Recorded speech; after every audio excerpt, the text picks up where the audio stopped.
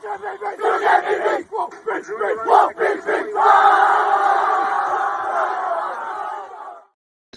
up, guys? Welcome to the third episode of the Paying the Bills podcast, a Red, White, and Bills production.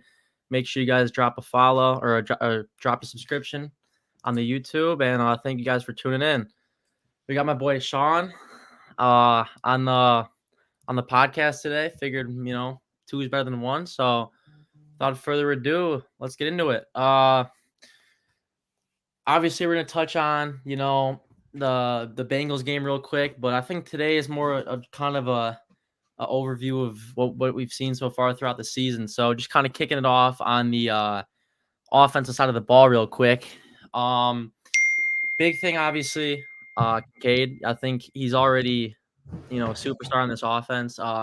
Not only is he just making big plays, making big catches, but he just plays mature.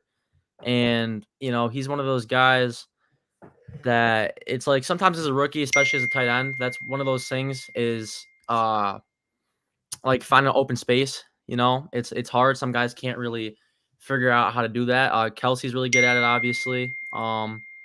Just to mention kind of his play style. But Sean, what have you noticed from Kincaid so far? I think that he's been really the bright spot of this offense, honestly, the past 2 or 3 weeks. Yeah, it seems he's finally coming into his own. And, he's sure-handed like we already knew. And, it just seems like he's always looking to make a play. And, unfortunately, it negatively affected us once. But like you mentioned, he's going to be a star for this team. And, it took a few weeks to get him out, but that's just normal with, a quarterback getting used to someone and him getting his feet wet into a pro offense too. So, it's not necessarily like they didn't want him involved. It's just, it's just part of the game, and he's growing, and he went from 18 catches to 40 in 3 weeks. So he's definitely turned into our second weapon. Yeah, no, for sure.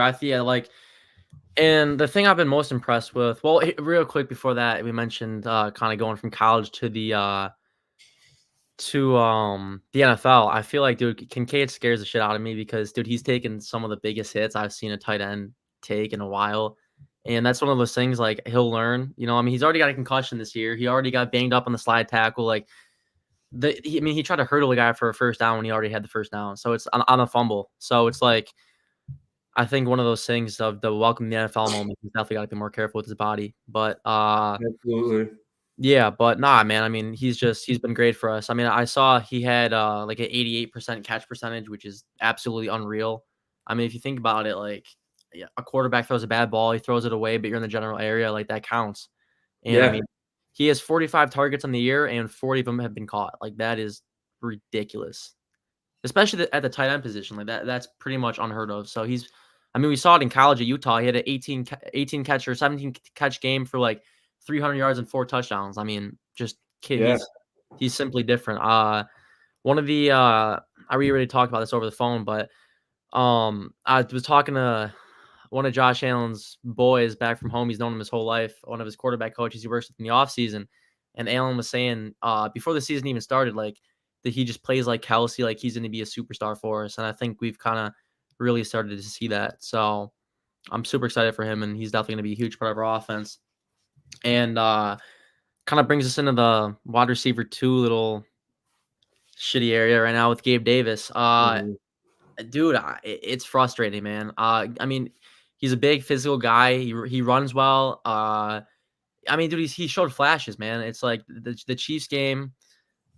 Like, I don't understand how you can go from being that good and, like, against Miami. Do you remember a few years ago he had that one catch where he was like basically parallel to the ground for a touchdown, and it's like against the Colts in the wild card game a few years back, he had 2 ridiculous toe tap catches on the sideline, and like against the Steelers last year, against the Patriots 2 or 3 weeks ago. So it's like, I don't understand, how do you go from that to having 1 yard of separation against the Bengals? Like, it makes no sense to me at all. Yeah. To me, it's just he's got a lack of focus, and because you have so many great plays, but then you can be so inconsistent. That's just, he's not putting the necessary work in my opinion. I don't know what he does, but just that's what inconsistency is. And you can do that with, you play baseball. you don't hit BP, and your batting average starts to drop a little bit, but you thought you were good because you did work in the off season. Like if you're not doing the necessary work to continue, it happens. So 100%. you gotta continue to elevate. And Yeah. I was telling Mike from Nickel City Mafia, I saw something that Kobe was talking about um, years ago, obviously, but he mentioned how like yeah, you could wake up at 8 and then you could train from like 10 to 12, then you take a break, then you train from 2 to 4, take a break, train from 6 to 8, then you call it a day. But if you wake up at 4, you have an extra training slot in there, and then eventually you'll have like years of progression ahead of everyone else you're competing with just by waking up at 4 and training an extra iteration. And not many people think like Kobe did. And I think that's kind of the issue. Like a lot of these players, they just think like, oh yeah, we're good. We're in the league, and it seems like they don't like try to elevate their game, including Josh. 100%, dude. That's the thing. He mentioned, Yeah. I don't do shit in the off season, but eat biscuits and go to the beach. And Yep. then it's like, okay, well, if you studied film, if you studied, Lou Anarumo's defensive schemes, you can learn how to beat them. Or if you look at how shitty you were sometimes, and you could, how do I fix that? Like you should always be doing something. And I don't know if he was telling the truth when he said he doesn't do anything, but that always alarmed me because just in life in general, I was always taught as soon as you think that you're good at whatever you're doing, or you're fine, you don't have to worry about nothing. That's when you start failing, because no matter how good you are at something, you could always get better and always improve in something. So that's how I Yeah. feel about No, some for of the sure. players. I mean, even on the broadcast,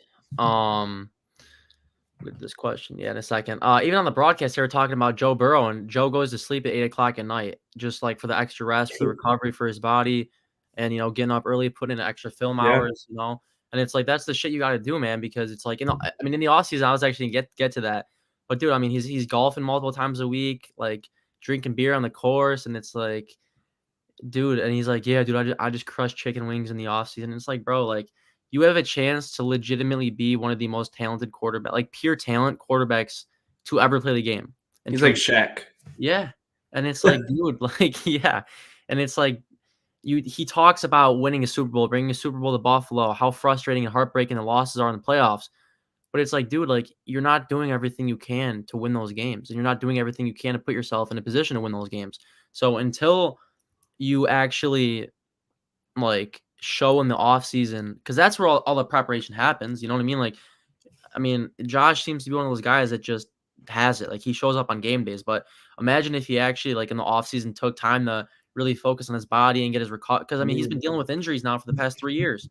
You know what I Yeah, mean? The first thing it was I mean, the elbow thing his rookie year was kind of a freak thing, kind of the same thing that happened last year. But I mean, this is his second time injured in his shoulder. Like he's had 2 elbow yeah. injuries, and it's like, It's always his throwing arm too. yeah, and it's like, dude, at some point, like, you're not gonna like 5, 10 years down the road if he's still playing football. It's like, dude, like when you're 35 years old, like you can't just like mess around in the off season and just treat your body like shit. Like you're what? He's what, 26, 27? Like, yeah, right Yeah, now it works because you're a freak athlete. But it's like I don't understand why he talks about, oh, I want to bring a Super Bowl to Buffalo. Well, then, dude, do what you need to do in the off season. yeah. I'm not. That's Maybe, why it's funny maybe he does. because Maybe he he does. was like, "Oh, you can't pull fat." Like, yeah, it's funny when John Daly said it because he's a fat tub of lard and he played golf.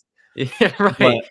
you play Exactly. foot, you play football, and then you can't pull fat. Well, there's your AC joint. You screw that up. Right. So maybe if you spend time in the off season building up your rotation and your range of motion Mhm. and the small muscles in your shoulder, maybe you can last a little bit longer and you're not going to get hurt Right. by week 4. And like people always say like, oh, but they're human. Let them be human. I'm a human too. I work every single day of my life to make sure my business is where it's at. If I Exactly. take days off, my business fails. Yep. So I'm a human too, but I don't make half of a percent what Josh makes, Right. and he doesn't put half the work in that I do for my craft. So That's what I'm I'm saying. saying that because he admitted to it. Yep. Yeah, the off season, yeah, you should rest a little bit. But For even sure.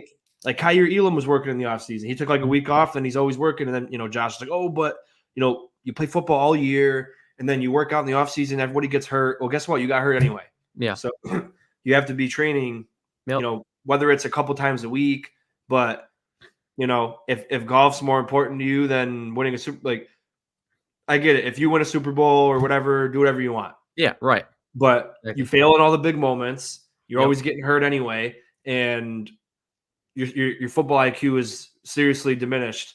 And you're like Matt Shatter said, he's 27-year-old boomer. Like, I get it if you're 35 years old and you don't want to work out in the off season. Right. Like, I get it. But you're 27, you're in the prime of your career, you're in the prime of your body. You should be training all the time. 100%. You can recover. I don't care if, like, oh, you don't want to lift weights. Okay, well, throw 3 days a week, or watch film every fucking day, or work on little things that you failed at last year. Yep. That's how it should be. That's what Burrow does. That's what Mahomes does. That's what Jalen Yep. Hurts does. That's what all the good quarterbacks do, except for Josh Allen. And that's 100%. why I'm saying he's like Shaq, because if Shaq actually put effort into playing, he would have been one of the best players of all time. Yeah, for And sure. he's not Sure. he's not looked at as that way because he used to dog it, and he was 500 fucking pounds. I think he said he was 400 something pounds one year. Like, he did Yeah. not try, and he Yeah. he just he went off talent and was Yep. successful off of his talent and never put in any effort. And he even admits it too. He's Yeah. successful. He's a successful person, but Josh is the Shaq of the NFL. And Yeah. if he puts effort into it, then we'll see. Yep.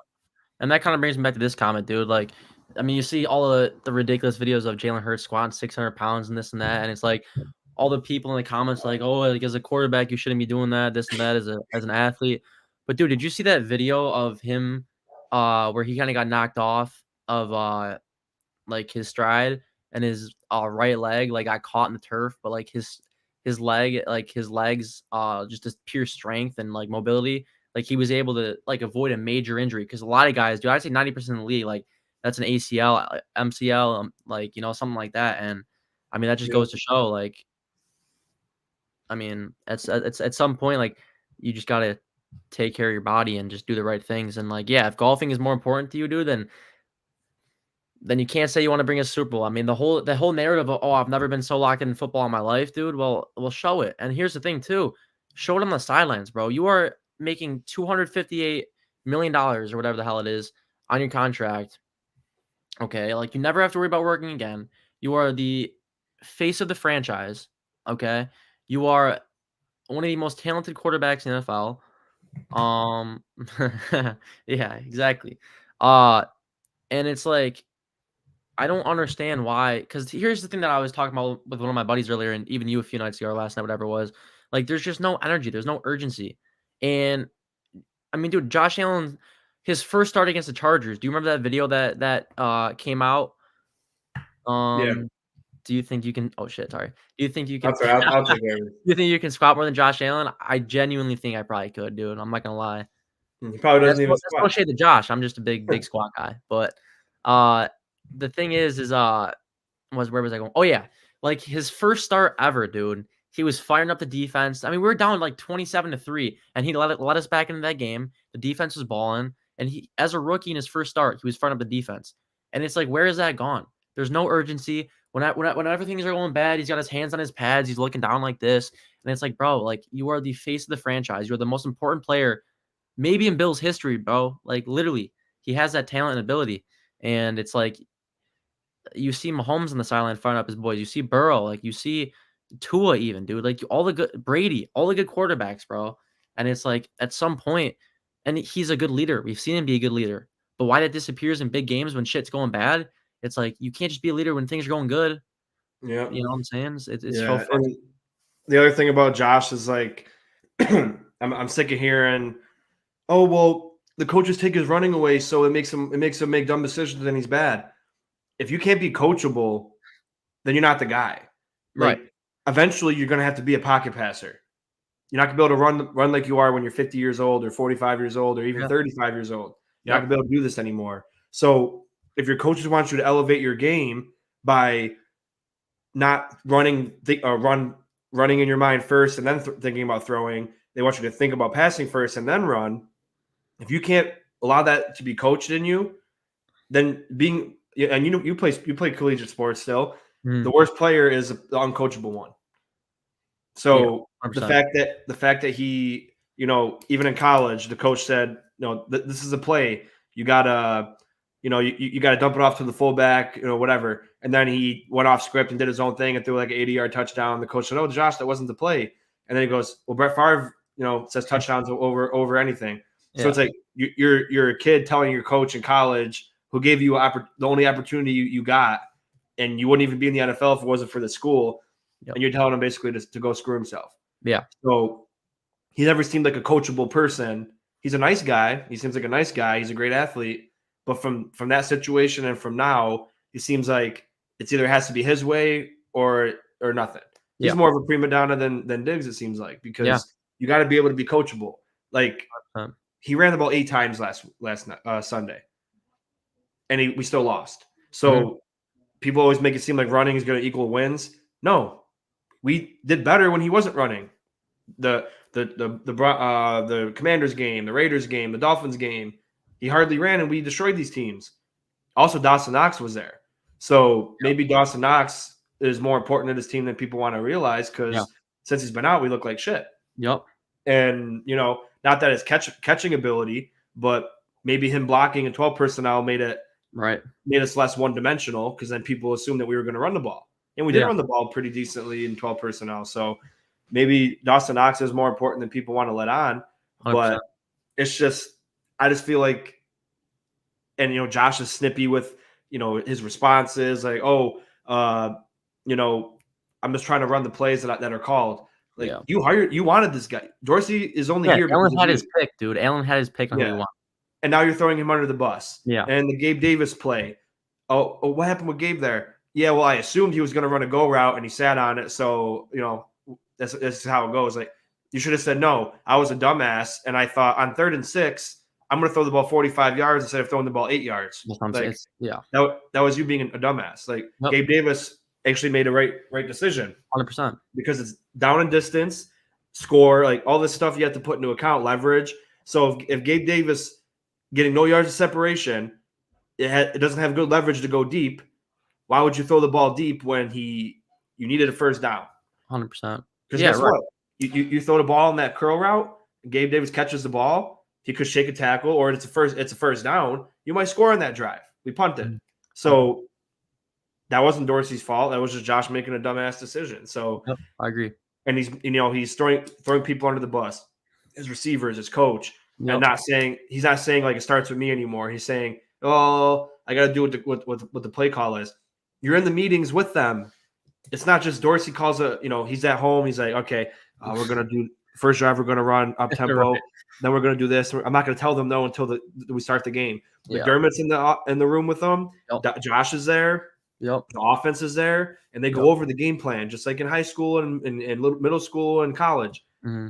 They could say, "I don't like this. This isn't going to work. We prefer this."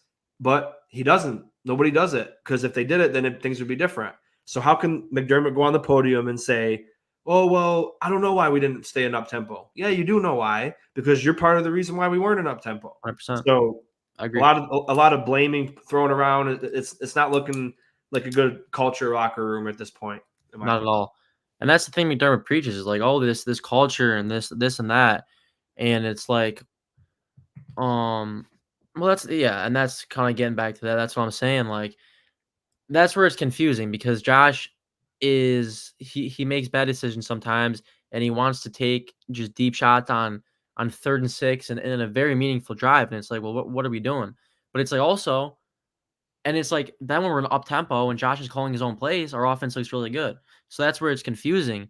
Is like, it's confusing, because Josh will call his own plays really, really well, and then the next drive he'll make just a dumb decision and throw a ball in a double coverage on 1st and 10, 45 yards on the field, and it makes no sense. And I have a stat real quick. So this is actually interesting, because everyone's kind of talking down on our offense and talking about how we're not putting up points or and stuff. And like, yeah, that's true to an extent, but so percentage of Bills offensive drives ending in a touchdown in the first 9 games since 2018. So 2018, 13% of our drives resulted in a touchdown. 2019 was 19. 2020 was 31. 2021 was also 31. 2022, so last year, was 29%. This year it's 30%. So we're right there, and we've had one of the best offenses in the league for years now. So we're right there in touchdown percentage, like per drive. And that's Right. also what's confusing. But we talked about this last night on the phone. Is well, now our drives are taking 9 minutes off the clock for zero reason instead of six. And I think part of the issue is Dorsey was kind of patting himself on the back in the press conference. He's like, "Yeah, well, I've kind of started to get Josh the ball or Josh, holy shit, Josh the plays quicker, and so he can snap the ball quicker." But dude, you're 27 games in. How is that happening now? You know what I Hmm. mean? And it's confusing, and Yeah, it just makes no sense. I agree. I just want to touch on Mike from Nickel City Mafia's comment. How does McDermott has his hands in the offense according to people? I think that all surfaced when they both kind of said it. Like Dorsey was like, "Oh, I don't remember the exact words, but McDermott thought about he said this and we should do this," and then McDermott said, "Oh yeah, I try to do this as far as the offense goes." So you know, it just because of that, and it just seems like how it's going.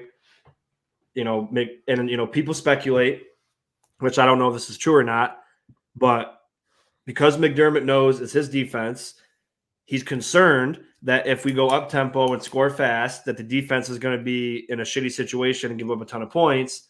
So he's nervous and he's hoping to play the conservative game. And he might be telling Dorsey, "Hey, because you could tell he's a micromanaging type person, or else he wouldn't want to be the defensive coordinator um, and the head coach."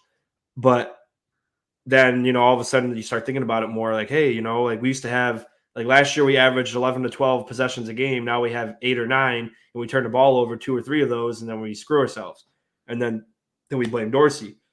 But it really makes sense when you think about it now that McDermott doesn't want to put his defense in a situation like that, because then he's on the chopping block if his defense fails too, which you're missing 6 starters. I don't know why you'd be concerned about getting on the chopping block, because I think in that situation your ass is covered. You give up 50 points a game through on here on out, and you're missing 7 starters on defense. No one's going to fire you for it. So and then you never hear him mention, "Oh, the defense has to play better." He always says, "Oh, we got to play complementary football."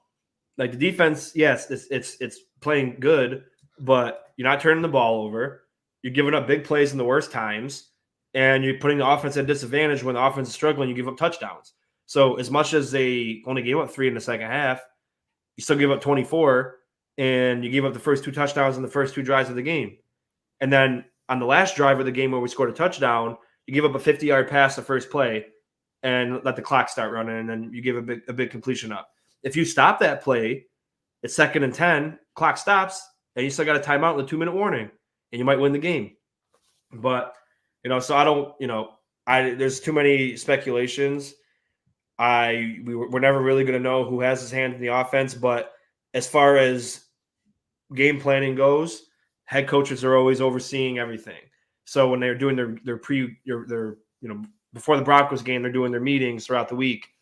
He's involved in it, listening in or saying what he wants to say, regardless of what happens on the field. So Dorsey could be like, "Okay, I want to do up tempo the whole game," and McDermott could be like, "I don't know, it depends. I think we should only do it a couple times in the game. We got to try different offenses out. We got to try to do different schemes and different packages." And then Dorsey can't say, "Oh no, screw that," because he owes McDermott because he got him a job. He brought him to Buffalo. He gave him the offensive coordinator position because Josh recommended him, and he's your boss above all. And you don't usually tell your boss to fuck off. Brian Dable, I guess people assume he did, but that's why he was gone. And now his offense looks like shit anyway. But yeah, Yeah, but I guess we never know though. yeah. Going back to that real quick, we mentioned just kind of the conservativeness of McDermott, and we talked about this a few days ago, Sean. Last year we were getting upset, kind of the opposite. Like Dorsey was taking way too many deep shots and this and that, and the offense was trying to be way too explosive. And it's like just calm it down a little bit, and and so I think I think you're right. I think McDermott realizes that he's in a lot of trouble if because the offense isn't performing right now. So if his defense especially is not performing and we're still not winning games, like he's in trouble. And I think he doesn't want to be in up tempo, like you said, just because he wants to keep his defense off the field.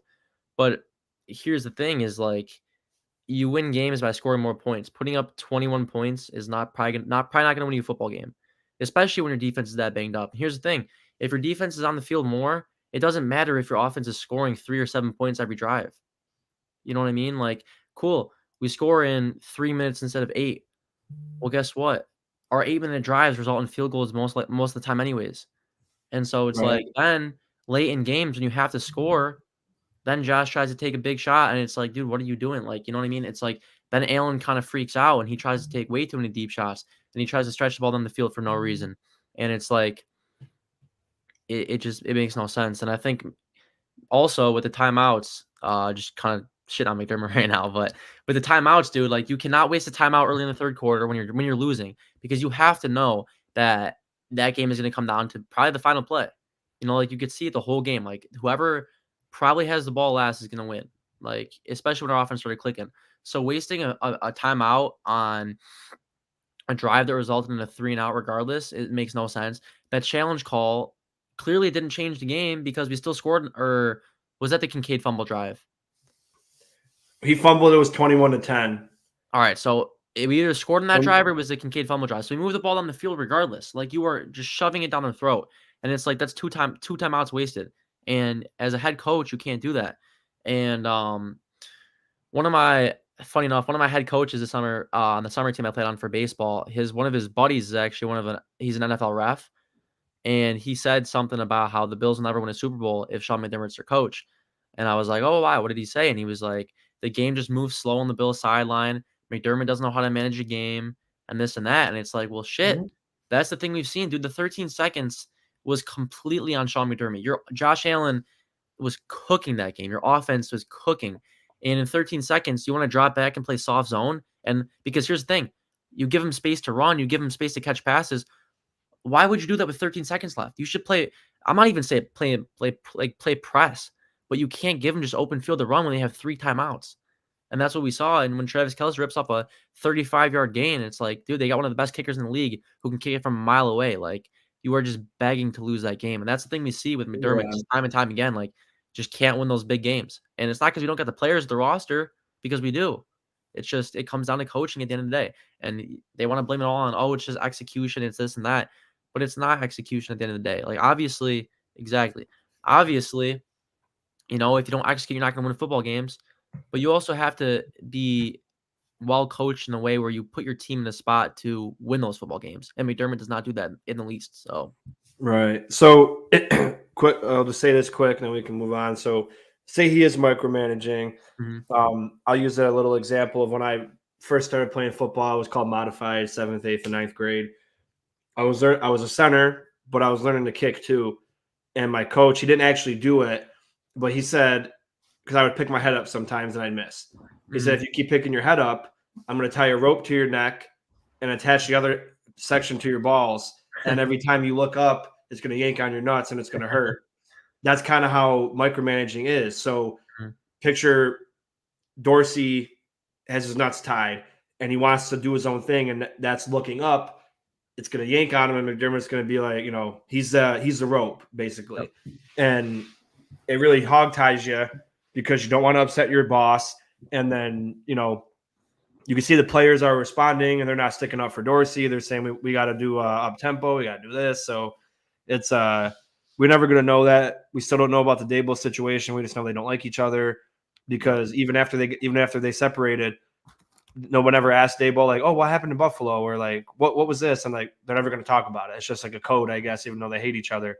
So we're never going to know if McDermott's micromanaging. We're never going to know if Dorsey just sucks or if the players just stink and or whatever. But I will say, and I brought it up yesterday to you, but let the viewers know. So we had 9 possessions. We turned the ball over twice. So that's 7 possessions left. We scored on 3 of them. So that's 4 more possessions. One of the possessions that we didn't score on was the grounding penalty that took us out of field goal range. So that would have been 4 possessions that we would have scored. And then if Kincaid, because say we didn't turn the ball over with Kincaid and he scores there, and that's a touchdown, and then or even 6, even if we got a field goal, and then Bass makes the other field goal before half, where that's a tie game. yep, If he gets if Kincaid got a touchdown, that's 28 points. So the problem isn't that the offense stinks or Dorsey doesn't have good play calls. The problem is it's to find minute details that we don't execute that can change a game. Like when Pratt punched the ball out, usually people go for a tackle when someone's up in the air. He looked for the ball and punched it out. That's a game-changing play. Yep. Uh, you know, Josh throwing the ball, double clutching it, and staring at Gabe Davis the whole time when he had three guys open underneath and not looking through his reads. That's easy for a corner to be like, okay, I'm going to watch Josh's eyes because it's on the film. He's thrown 100 turnovers already, so I'm going to keep watching him. I got safety help farther back, but enough where Davis could have still made the catch. And he just watches Josh. Josh underthrows it. It's a pick. Things like that change the game.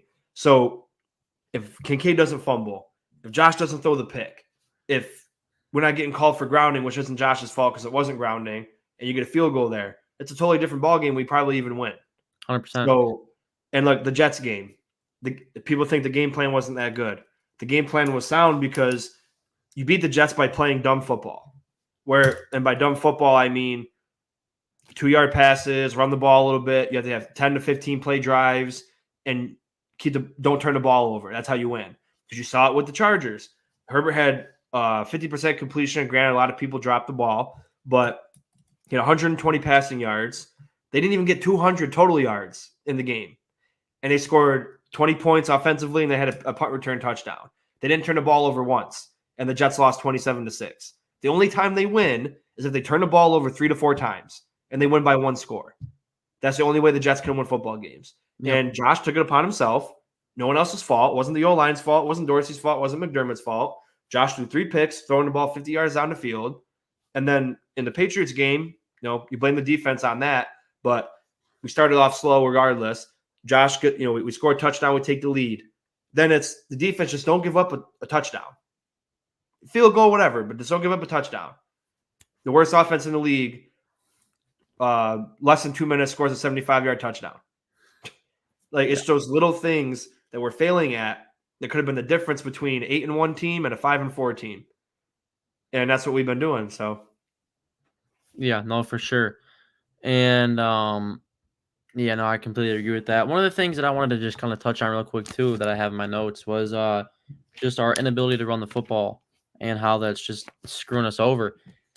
And it's not even, we talked about this yesterday as well, but it's more of the fact that, especially as an O-line dude, I mean, I've never played O-line, so don't quote me on this, but it seems as though there's a lot, you don't realize there's a lot of momentum in a football game, especially on the lines. And going from just 8 pass plays and then trying to run the football, you don't build momentum that game or that way. And we talked about it, and we were talking about how, Dorsey, and this kind of falls back on Dorsey, you can have a successful drive in the grand scheme of things by not even scoring points. If you set up the run well on a drive and you have to punt the ball deep in their territory, but you run the ball 4 times, you pass the ball 3 times. It's okay, well, now it's a balanced attack. But when you throw the ball 7 times and the result is either a turnover or a punt, it's okay, well, now that there's no threat of the run. And we love to run play action, but that doesn't work if there's no threat of the run. And that's the thing. It's you give your O-line 0 chance to find any momentum at all. And it's so hard as an O-lineman to block and run block when you've been in pass pro all day. And it's just it doesn't make sense. So the big thing I've noticed is just it's a non-existent run game, but it's not even really our O-line's fault. It's just the lack of trying to really create a run game that's kind of killing it. absolutely. I agree with that. So, yeah. And then we're talking about a lot of offense today just because that's really our biggest issue. I mean, our defense hasn't been great. It's your show. But, I mean, a lot of injuries there. So we got, where'd we go? I'm going to give you some stats real quick. So we got Stephon Diggs. He got 70 catches, 834 yards, 7 touchdowns, and that's on 97 targets. So we got Kincaid. He was at 40 catches for 339 yards and 1 touchdown on 45 targets. So that's unbelievable. And then you got Gabe Davis, who's at 31 catches. He's got 434 yards and 5 touchdowns on 49 targets. But he's so non-existent sometimes. And kind of going back to that real quick, it's your wide receiver 2 just simply cannot have those stats. You know what I mean? Stephon Diggs has more than double his catches. Dalton Kincaid has more catches on just about 5 to 10 less targets. and it's like I that just can't happen. And so that's what I've kind of taken away from that so far, and it's just it's confusing. I don't know whether it's the game plan because Josh talks about sometimes about how yeah, well, we kind of got away from the game plan. Our offense moves well, and we try to get Gabe involved. But how do you get a guy involved that's averaging 1 yard of separation against the Bengals? You can't, You and can't. that makes our offense so one dimensional. Like there's times I'm literally like I can envision the play before it even happened because it's like he's either looking, it's either going to be a delayed halfback draw to James Cook that loses 2 yards, or it'll be a fade to Diggs or just a little seam route to Kincaid. And it's like it's just the same shit over and over again. But it's like how creative can you be as an offensive coordinator when your wide receiver 2 is getting just completely taken out of the game? And then when that happens, okay, cool. Now we double Diggs. Now it's really just Kincaid, and you're trusting a rookie tight end who missed like a week and a half, and you're trusting him to really take over your offense. And he's been very good, don't get me wrong, but that is not a recipe for success in the long run at all. So, Nope. Yeah, it's yeah. it's tough because you have people saying, "Oh, we got to simplify the offense," like players saying that. So people say Ken Dorsey's not creative, and I mentioned this weeks ago. That's telling me that he's too creative. They Mhm. can't get the grasp on the offense, or like Fournette saying, "Oh, it's gonna take me a couple weeks to learn this offense." Like creativity doesn't just mean the double flea flicker that was overthrown. Right. Creativity is like stuff that the average person is not going to notice on the football field. Route concepts and blocking patterns and all that stuff inside the play is creative. And apparently it's too creative because Gabe Davis and other people can't understand it enough where they have to say, "Oh, I think we should simplify the offense." You shouldn't be simplifying anything because you can't even do the basic stuff. Right.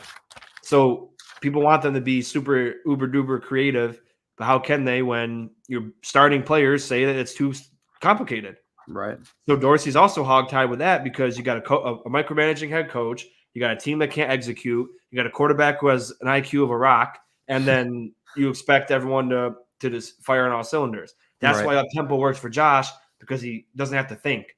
Mhm. He just goes, "Oh, quick pass, boom, boom, boom, boom, boom, boom." Like he doesn't have to.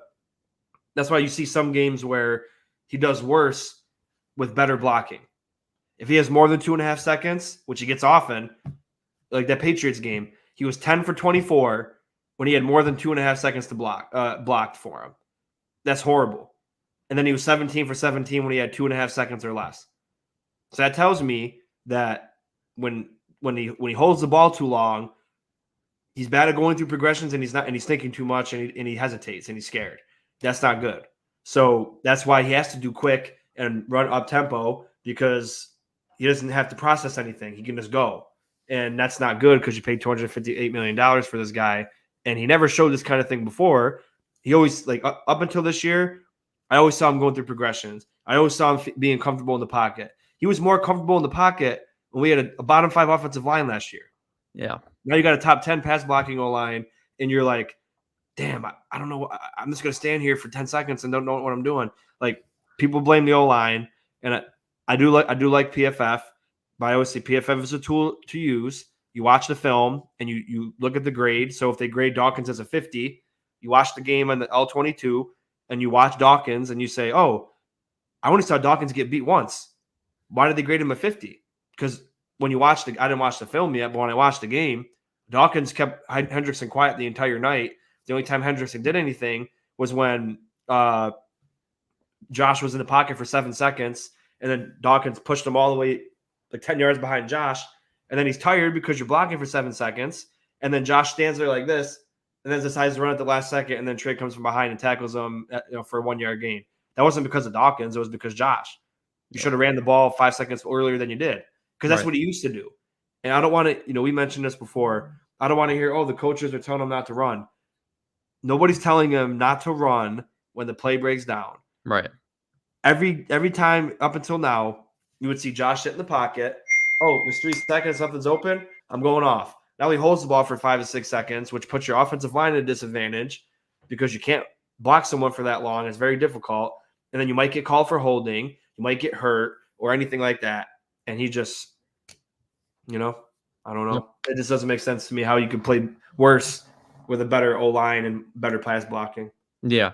And that kind of brings me back to this we talked about yesterday. I'm not going to bring names in this just because it's a little bit federal, but let's just put it this way. One of Allen's a dude that's known Allen since he was a junior in high school. Works with him in the offseason. He's a quarterback coach, and he basically said that Allen kind of begged the front office to really make a move this offseason to get him some help because it seems at times like Allen kind of has to carry the offense. And like this year, like I mean, you got Diggs, you got Kincaid, like your O line's a lot better.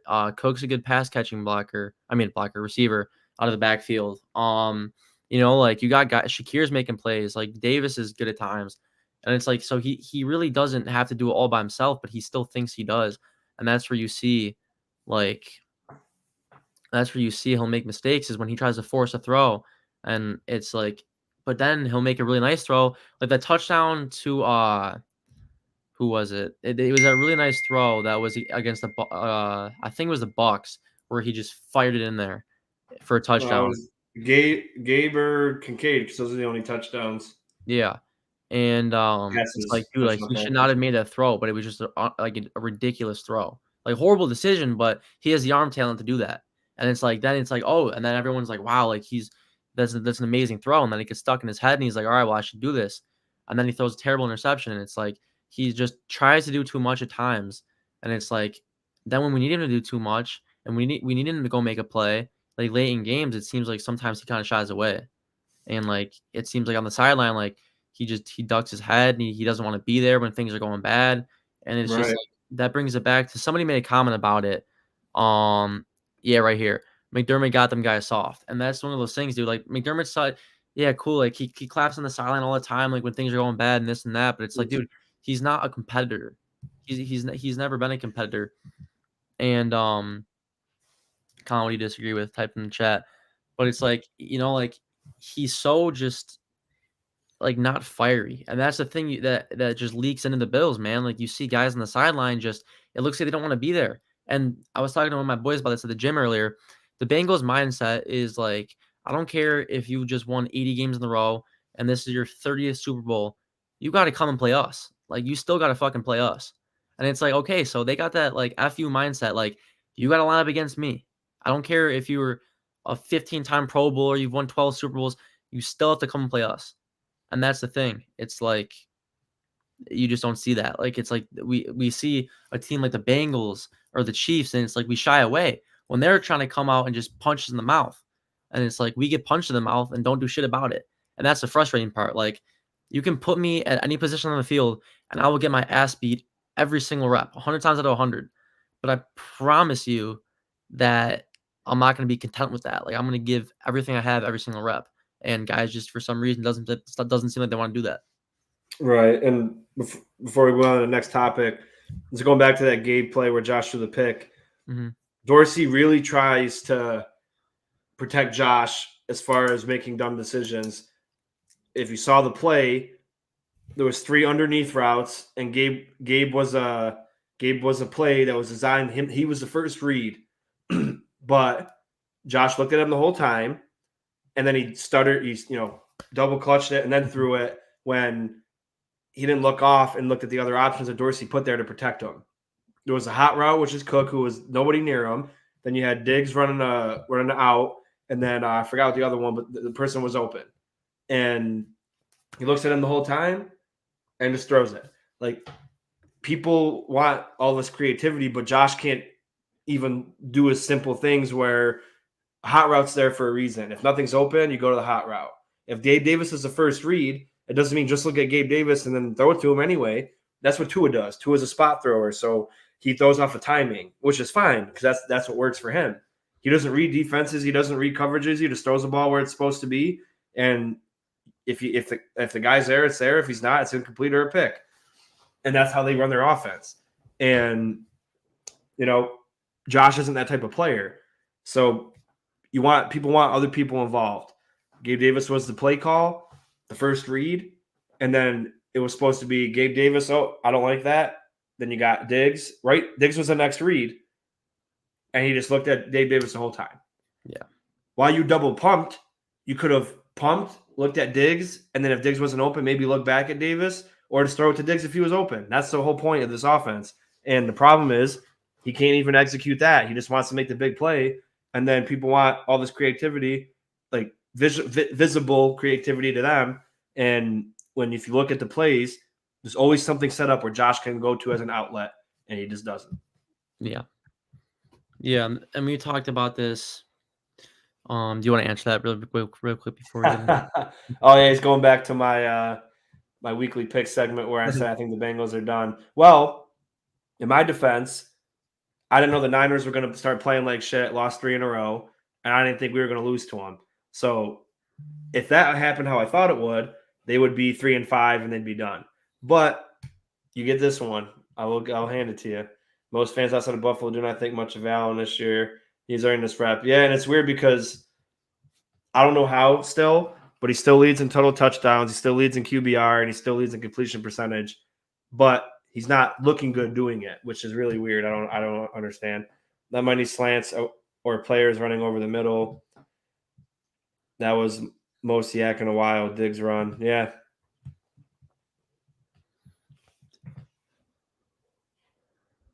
Yeah, I think you did. I think I remember you saying that now. But yeah, it's looking like it. Yeah. Where was I going with that? Yeah, the one thing I do want to talk about real quick is the fact that we've lost every single game that we've lost by one score or less, and we have played like last week. We played terrible.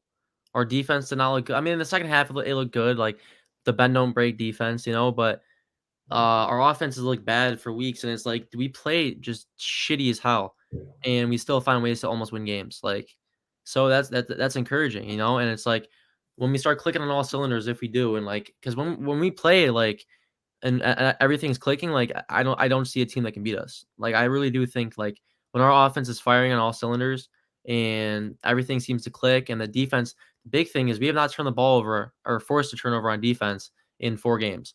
And that's the thing, because then when Probably. your offense is struggling and your defense can't create turnovers, you force your offense to almost be perfect. And it's like, well, when your offense isn't perfect and they turn the ball over, you're screwed. And we saw that against the Jets, and we saw that against the Patriots, and we saw that again. I mean, we did force turnovers against the Patriots, but a few turnovers kind of came back to bite us. But we saw that last week. I don't think we forced a turnover against the Patriots, do We we? didn't. I don't know. No, I think I, the last forced turnover was the fumbles in Jacksonville, that's what it was. The fumble. and Yes. the last pick we had was the Dolphins game. Yeah.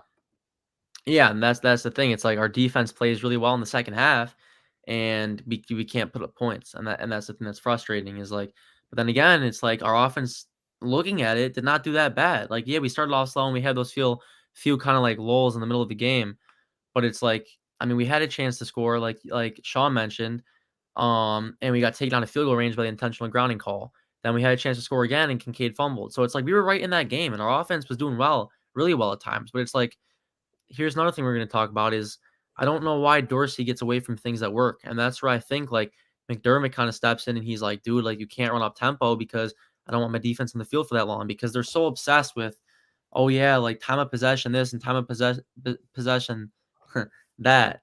And it's like, and it's like, well, it doesn't matter if you're not putting up points regardless. So it's like, I don't know why we get away from things that work.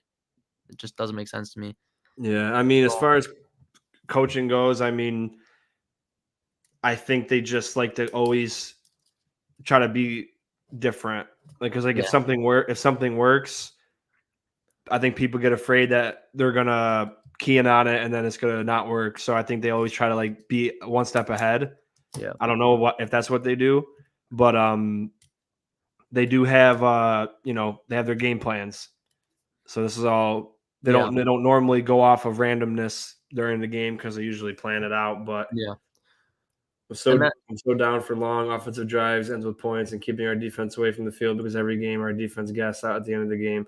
Yeah, but the other problem is then you have a turnover prone offense who you could have a 10-minute drive and then you get 0 points. right. And then you're running the clock out on yourself, and then your defense isn't going to step up, and then you're screwed anyway. So they got to do something because they're 5-4 with a really tough schedule ahead. The Broncos are on a 2-game win streak. They beat the Chiefs. They had to bye. Their defense is healthy and they're playing better. and then the Jets defense is always good, and I'm sure that Josh is going to turn the ball over against the Jets. But in a game like the Jets, you have to, like I said, play simple and dumb. Do short passes. Don't give the corners an opportunity to make a play. Run the ball a little bit. Take 10 minutes to get a score, and then your defense should be able to stop Zach Wilson at least more of the times than not. They might score a couple points, but think about it. We had 13 points before Josh started turning the ball over, and then we lost. I mean, they ended up getting 16 points off of 4 turnovers, which is horrible. So I don't know.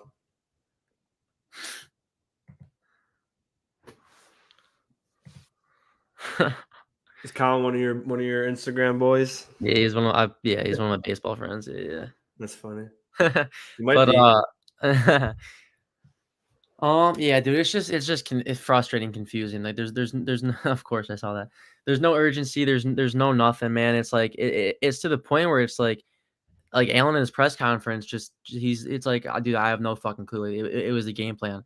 McDermott's like, yeah, I'm gonna have to check on that, and it's like, dude, like Yeah, something's not. something is not right in the building. It's like, is it a locker room issue? Like, like, you know what I mean? Is there like a rift between the coaching staff and the players? Like, because you know, like he does sometimes do that. I'm not gonna lie, but it's like, uh, it just makes no sense, dude. Because you still we have competitors, bro. Like even Diggs, dude, you don't see him on the sideline the past few games getting fired up anymore. It's like it seems like guys have just completely given up, and you see that in the play because we were talking about it. It's like, dude, somebody on the defense and the offense just had to win their one-on-one, and we would have won that game. Somebody on the defense had to come up and just punch somebody in the mouth and make a play that fires up the whole sideline, that fires up the whole defense.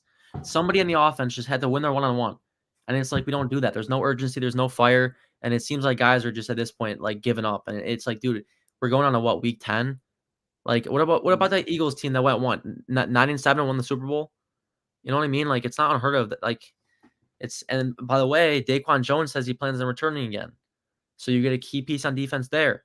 Rasul Douglas basically replaces Trey White because at this point, honestly, yeah, Trey was playing good football, but coming off back-to-back injuries like that, or well, the ACL injury, and then it's like maybe Rasul Douglas fits in better with us. He let me tell you, he tackles a lot better. He's a way better run defender. So it's like then Milano on Twitter posted a thing with him that said soon with the eye emoji, like so it's like maybe Milano's planning on coming back because it was only a fracture, not a like no tear of the ACL or anything. So it's like you're gonna get key pieces back, and it's like just throwing in the towel already, and it's like there's no urgency. Everyone's pointing fingers at different people. It's like I don't know. And it's like, dude, like something is just not right in the building, and I'm not sure what it is. It seems like there's just a complete lack of not only just acknowledgement, but it's like everyone just is like, I don't even know, Yeah, that's bad. Josh always used to say, "Oh, it starts with me," and Yeah. He's all that yeah, crap. yeah. No, he's not. Yeah, Daquan Jones. Yeah, he's sneakily actually one of the bigger pieces of our defense for sure. I mean, he was one of the best interior guys before he got hurt. But all right, so we kind of finished all of the last week stuff and just all that stuff. I think we should start talking about just real quick, nothing too crazy, but just going into this week. Just what are some key things that you think we kind of need to get going, especially more on the offense side of the ball, because the defense is obviously just a bend don't break type thing right now with the injuries. But offensive side of the ball and just play calling, coaching, whatever it is, what do you think? What do you think we need to do for this week? I think we just got to go back to what we were doing in that 3-game stretch where we put up 40 points a game. Do the boring quick passes and be smart with the football, and then maybe things will open up deep eventually. But you have to get these people to play up on you, because if they're just going to stay in the cover 2 shell, they're not going to have a reason to come down if you're not giving them one. So if you run the ball and then you throw the quick passes, they're going to have to drop down a bit. And then you can start being fun. Like, oh, now we can do the same concept, but now we have someone run deep once when the safety comes in, and then Josh has the option to throw it deep. But that's as good as I think we can be. And we can run the ball still, but I think we need to run 12 personnel to run the Yeah. ball, because Kincaid sucks at blocking, And if they stack the box, you can't expect 5 offensive linemen plus Kincaid to block 6 to 7 people in a box. Right. You guys have any idea how we're going to create turnovers on defense? I don't remember when the last time we had a good field advantage. Yeah, we were talking about that yesterday. It's like the defense had made stops in the Bengals game, right? But it was always at midfield, and then we got shitty field position, so it was almost like counterintuitive, them stopping them because it didn't help us at all. It actually hurt us because then we're in bad field position, and that was a part of the reason why they said we didn't stay in up tempo because we were in bad field position. So I don't know, maybe that's what they feel. I don't know how true that is or if that even has any validity to it. But we don't have corners that are ball hawks. We never have. I think we hardly get picks in the last like 2 or 3 years.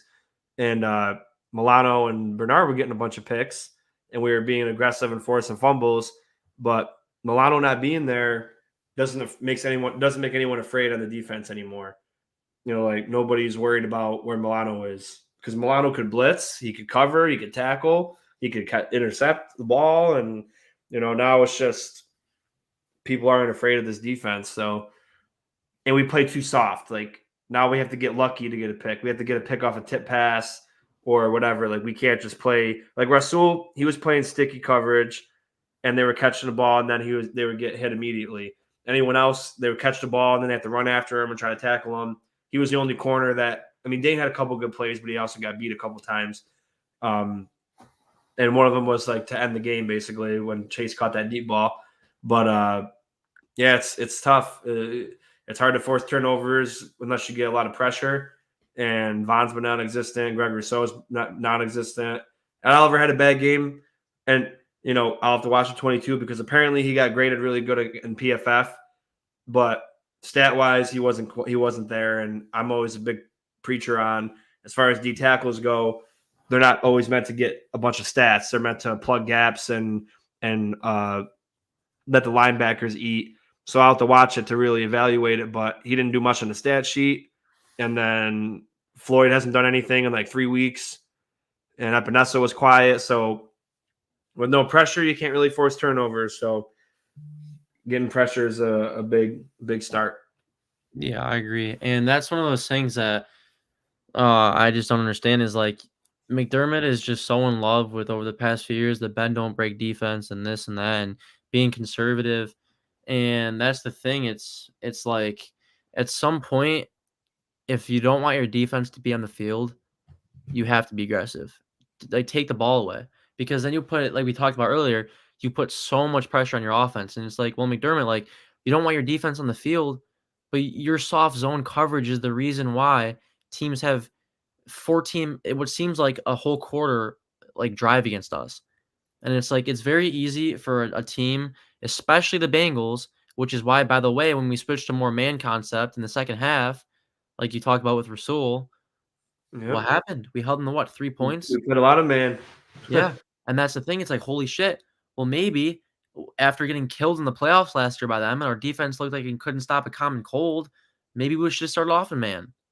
And it's like, well, holy shit, it works. Well, at some point, you have to understand, like, yes, this defense is banged up, but you still have to be aggressive. You have to take the ball away because you have a quarterback who's turnover prone. You know what I mean? Like you got a lot of young guys and Shakir and Kincaid out there, and Davis is still considered kind of young and he's not great, but it's like so your offense is A, hasn't been moving the ball that well, and B, they're turnover prone. So you have to be aggressive and take the ball back away in order to be successful. And then touch on this real quick. Playing 10 yards, this is what I talked about last week in my segment, was it makes no sense. This is why we lost the Bengals game in the playoffs last year. I was at the game like 2 rows up in the end zone, and I was like, should I just run on the field and just play corner right now? Like, it's like it makes no sense. Given especially a team like the Bengals, they have 3 receivers and a quality tight end, and it's like they got a good running back who can catch passes. They got one of the best quarterbacks in the league. So why are giving them just space to run just makes no sense for me and just catch It's passes. easy. It's easy at that point. Yep. It's nothing to be afraid of. And honestly, I'd rather get beat on one play and give up a touchdown on one play or two 100%. plays than 100%. than still give up a touchdown and have a 15 play drive where they waste 8 minutes off the clock and we still give up a touchdown. 100%. I'd rather be aggressive in the secondary than be soft and then keep everything in front of you. 100%. Yeah. We don't have Milano and Trey anymore. Right. And if we did, then maybe I like that. But, Yeah. just like every other year, we start off getting a ton of sacks and pressure, and then all of a sudden everybody falls off a cliff. And, Von and Floyd haven't done anything, and they're the big acquisitions. And, we've been relying on Ed Oliver and Epinesa because Rousseau's been quiet all year again, too. He sucks this year. Mhm. 3 sacks in 9 games when you're a first round, top 20 pick. Yep. Like, there's no excuse for that. Yeah, you get a couple pass deflections, but you got to be getting like to me that's a bust. You're a first round pick, edge defender, top 20 or whatever it was, and you're not getting more than 3 sacks after 9 games. Like, you got to produce more.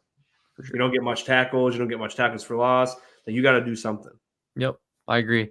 And yeah, it's confusing because you don't want the defense on the field, but you just let teams have 10-minute drives off you. So makes no sense. And it's hindering the offense, like we talked about. Like, they don't want to run up tempo and score points quick because they don't want to keep the defense on the field. But then when you say that and it's like you show that in your press conferences by your answers, well, then maybe you shouldn't play a soft zone and let teams have 18 play drives and just effortlessly score touchdowns. Yeah. Yeah, of course, dude. Thank you for popping out. Just real quick, just kind of get off, end it real quick. Let's go a little score prediction and then 3 keys to the game. Do you want to go first? Or want me to go first? You can go ahead. All right. My 3 keys to the game, I would say be aggressive on defense. You finally we talked about it, the ball hawk corner. Rasul Douglas can actually, take passes away and intercept the ball. And he's a big run defender guy coming from the corner position. So, you got 2 safeties who have been playing with each other for a while. Just be aggressive. Trust your guys, especially Rasul. So try to take the ball away. Be aggressive on defense. I would say keep feeding Kincaid. Our offense is really successful when we find him in the scheme and underneath. And then I would say just try to establish a run game. And by try to establish a run game, I don't mean hand the ball off once and say, "Oh shit, it went for 1 yard. It's not working." Like, you set up the pass by running the ball. You set up play action by running the ball. When you're one dimensional and you're only passing, it's a recipe for failure, which we've seen. And in terms of score predictions, just to end it real quick before we get to Sean, I really do think this is the week that the Bills bounce back. We've been saying that for a few weeks now, but I think I think our offense is going to explode. I think we probably put up like somewhere around like 31 points, and I think our defense does enough. I don't think we're going to kill them. The Broncos are a weirdly not bad team at all, actually. So I think like a 31-21 win would be kind of what I expect. A closer game.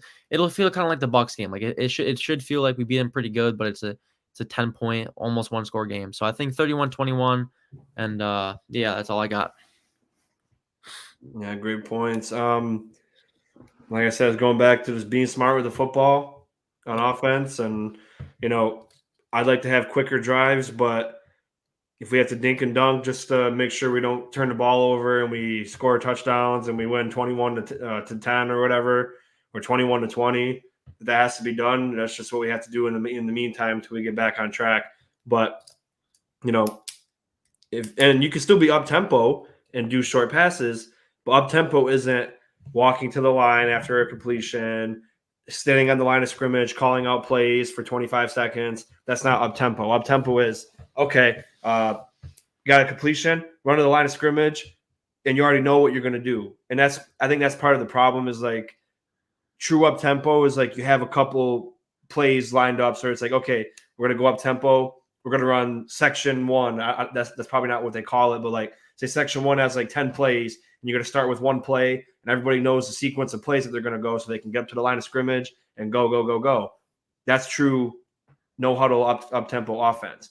The bullshit we do is we still take just as long and it's not really up tempo. It's kind of just we're just taking our time and then we don't huddle. We just walk to the line of scrimmage and Josh tries to call out a play and then it still takes forever. So maybe run a couple true up tempo and, or at least if you want to call plays at the line of scrimmage, run to the line of scrimmage. Hurry up. Be quicker. Act like you're not, like if we ran a little bit quicker and acted like we were down 2 scores, we might could have won the game because we wasted 5 minutes on that last drive and went from 8 minutes to 3, and then the defense was in a bad situation. So Yep. be smart with the football and offense. Like you said, I don't literally mean run on every first down, but we're a run pass team. The Jets are a run pass team, and that's not saying every first down run, every second down pass. It's saying every 3 plays you should run once.